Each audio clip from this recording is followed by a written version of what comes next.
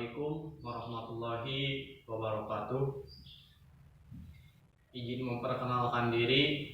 Nama saya Ihsan Yaudah Mahmud, NIM 1902424 dari Prodi Survei Pemetaan dan Informasi Geografis semester 2 kelas A. Saya akan memaparkan hasil dari penelitian kelompok saya, yaitu kelompok 4 yang berjudul Pengaruh Budaya Asing Terhadap Siswa di SMA Lab School UPI. Latar belakang dari judul yang saya ambil yaitu budaya adalah suatu cara hidup yang berkembang dan dimiliki oleh setiap kelompok dan diwariskan dari generasi ke generasi.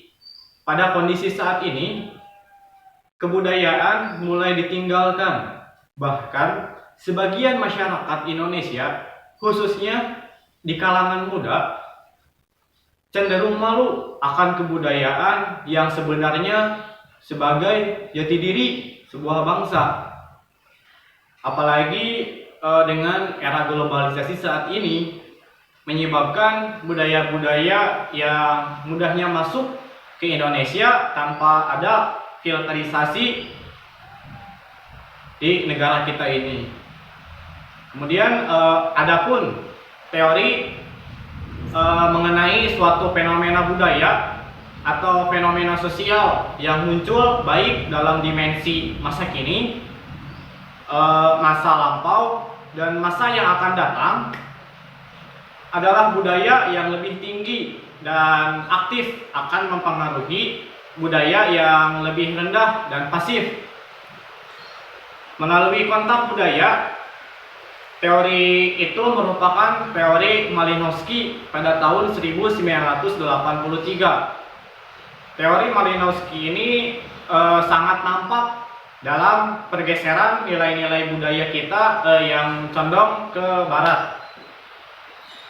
Adapun faktor penyebab budaya asing masuk ke Indonesia yaitu kurangnya penjagaan yang ketat di wilayah gerbang Indonesia, lifestyle yang berkiblat ke arah barat, yang berkiblat ke orang barat-baratan, dan penyalahgunaan teknologi.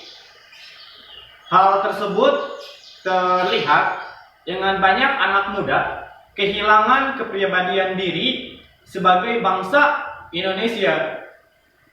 Hal ini ditunjukkan dengan gejala-gejala yang muncul dalam kehidupan sehari-hari remaja sekarang, seperti gaya pergaulan remaja yang semakin jauh dari tuntunan agama.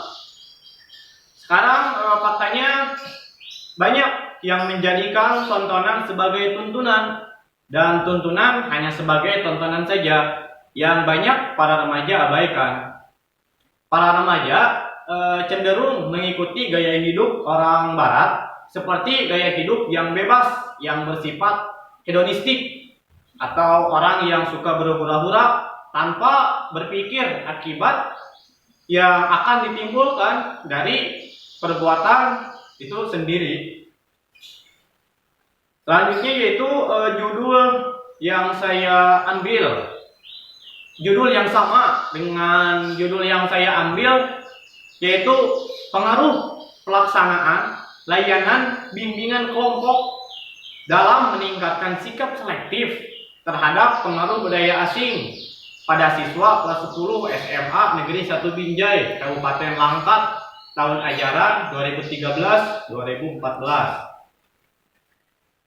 Alasan atau urgensi saya melakukan penelitian mengenai pengaruh budaya asing terhadap siswa di SMA Lab School UPI ini, yang pertama adalah karena peneliti melihat maraknya remaja yang melakukan kebiasaan seperti orang barat.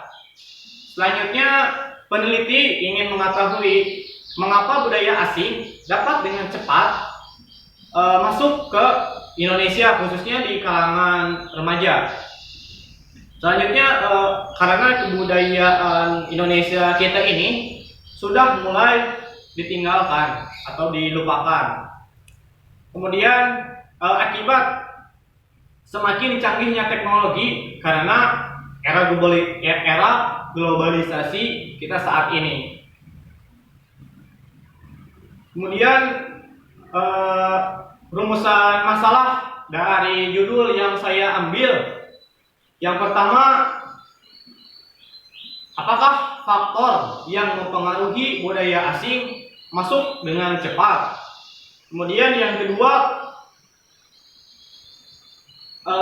mengapa budaya asing masuk dengan cepat ke Indonesia?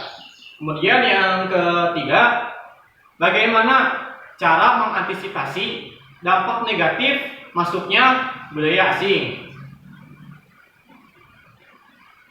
Selanjutnya, tujuan dari penelitian kelompok saya yang pertama untuk mengetahui apa saja faktor-faktor yang mempengaruhi budaya asing masuk dengan cepat ke Indonesia, khususnya di kalangan remaja.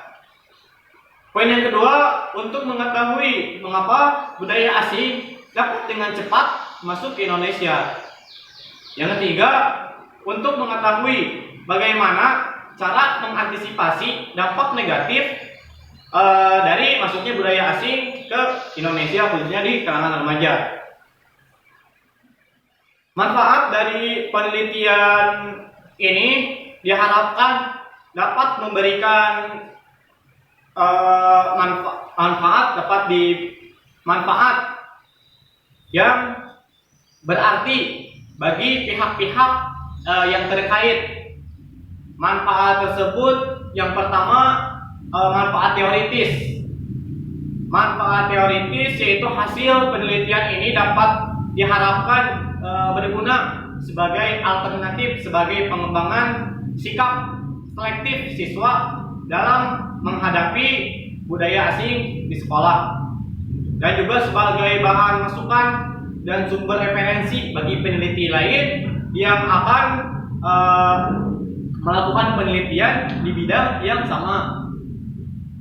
Kemudian manfaat praktis. Manfaat praktis, secara praktis hasil penelitian ini diharapkan bermanfaat. Yang pertama, bagi siswa. Bagi siswa untuk memotivasi siswa untuk meningkatkan kemampuan bersikap selektif dalam menghadapi pengaruh budaya asing sehingga memiliki perilaku yang baik di sekolah maupun di masyarakat. Selanjutnya, manfaat bagi peneliti.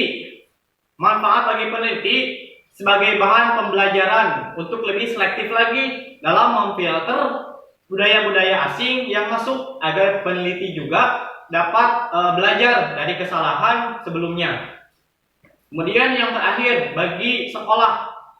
Bagi sekolah sebagai bahan pertimbangan dalam menentukan kebijakan dalam memfilter budaya asing yang masuk ke negara Indonesia, khususnya di sekolah SMA, lab school, Universitas Pendidikan Indonesia. Demikian pemaparan yang dapat saya sampaikan. Mohon maaf apabila ada kesalahan ataupun tutur kata yang salah. Wabillahi taufiq wal hidayah. Wassalamualaikum warahmatullahi wabarakatuh.